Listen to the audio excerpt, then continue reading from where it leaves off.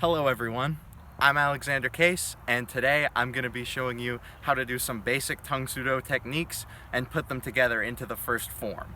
Now, a form is just a specific pattern of techniques that we use to practice. I've practiced tongue sudo for 7 years, and 2 of those years I've been a black belt, so these basic level techniques I've done hundreds of times. And if any of you are interested in martial arts, these techniques are something anyone can do, and they're a way to provide yourself a great foundation to get going on martial arts.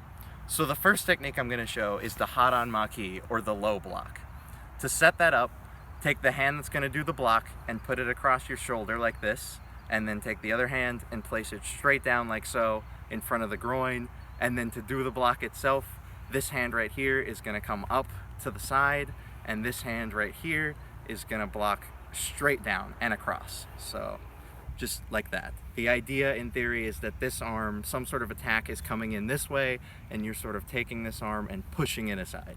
That's a low block. Oh, and also to repeat low blocks from here, we block like so, then this arm we would just bring it back up like that, and so forth to keep going.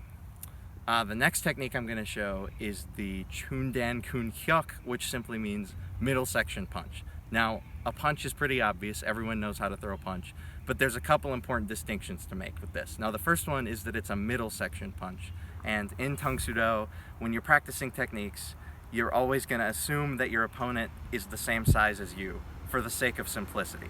So when you throw a middle section punch, you want it to be in the area of your midsection, so right in here. If you throw it down here, that's a low punch, which isn't really a thing, and if it's up here, that's going to be a high punch, which is a different technique. So the middle section punch, you want it to come out right there. And to begin, whichever hand is going to be punching, you're going to want to keep it chambered at your side right here, and then punch straight out. And the other hand, whatever you've been doing, is going to pull in like that as you punch. That way it's easy to do repeat punches. But you can also, if you're doing something like a low block and you're right here, this hand's already set up to do the punch, so we would punch out and just bring the other one back in like so. So that's the Chundan Kun Hyuk. Oh, and one last note about that, be sure that when you punch, your thumb is on the outside of the fist. That's a beginner mistake a lot of white belts make, is they clench their fist like so. Now, the last technique that I want to show before we move on to the stances is the Apchagi, which is just a front kick. So that's just a simple kick from the back leg, like so. Now, 2 quick important distinctions to make about that. The first one is don't kick, you're not kicking straight up. You want to bring your knee up, then kick out, back in, then back down. We call that chambering as well, and that way you're actually getting more power on the kick, because this is sort of just sloppy. This way you're kicking from the knee. And the second one, this is difficult to see with my shoes on, but you want to sort of flex your foot upwards so that when you kick out, you're striking with the ball of the foot, not the heel and not the bottom of the top of your foot. So those are the only 3 techniques you're going to need.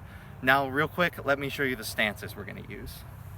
So the first stance is called the Chungul Sangsu, and that is going to be, that's a front stance. So basically all that is one leg out front, knee bent. Your knee should be bent far enough forward that you can't see your foot beneath it. Your legs should be about shoulder width apart, and your back leg needs to be locked out straight, and your foot turned slightly outwards to keep yourself balanced. This is the technique that we normally do blocks and punches and things of that sort from, so we'll be doing the low block and the middle section punch from here. When you move forward with this, you want to bring the back leg in like that, keep both your knees bent at this time, then slide it around like that, and then lock this knee out, keep this knee forward. So it's sort of a C pattern, in and out. Then also, one more thing to note is that pretty much always when you do a block or a punch, the hand that is blocking or punching is going to be the same one as the leading leg. So if I'm here and I want to do a low block, this arm's going to be doing the block, so I step out with this leg and block.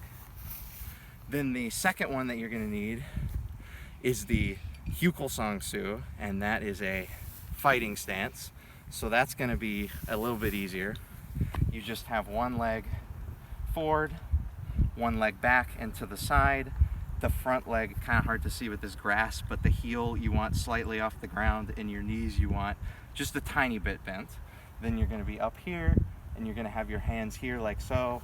One of them's in front of your face, one of them's beside your face, and then this is the stance we're going to do kicks from. So if I do a front kick, I'm going to step back down, then this arm's in front, this arm's beside my face. So those are all the techniques that you're going to need. Now I'm going to show you how to put them together into Seikehyung Ilbu, which is world form number 1. So to start, we're just going to stand in a neutral stance like so. I'm going to look to the left, set up for a low block, then I'm going to pivot out into a front stance with a low block. Then I'm going to step forward with a middle section punch, like that. Then I'm going to look over my back shoulder, set up for a low block with the right arm, and then I'm going to sort of go backwards into a front stance and block out. Then I'm going to step forward with another punch. Now I want to look down the center, I want to put my hands back here, and then I'm going to just shift into a fighting stance and put my arms out in the proper block. Then I'm just going to step forward with the fighting stance and do 3 front kicks down the center. So I'm going to do 1, 2, and then on the third one, you want to let out a little bit of a sort of a guttural yell. That's what we call the kiop. You do that on certain techniques just for emphasis. So I'm gonna hype. Now from here, I want to set up for a low block with the left hand, and then this is probably the trickiest part. You're gonna turn all the way around this way, and then I'm gonna shift over here into a front stance low block, and then from here, for the next several steps, I'm basically just repeating the same sequence as the first part of the form. So I'm going to step forward with a middle section punch, over the shoulder, set up for a low block, turn around with the low block, step forward, middle section punch, then I'm going to look back down the center, same thing, back into a front stance, 3 front kicks, hype! Then I want to turn all the way around again. This time I'm going to my left. Step back out into a front stance with the low block. 1 more middle section punch. 1 more time over the shoulder with the low block. And 1 more time with the middle section punch. And then I go back to neutral. So there you have it. Those are some introductory Tung Sudo techniques, and I showed you how to put them together into world form number 1. Like I said earlier, if anyone is interested in martial arts, this is a great way to give yourself a solid foundation.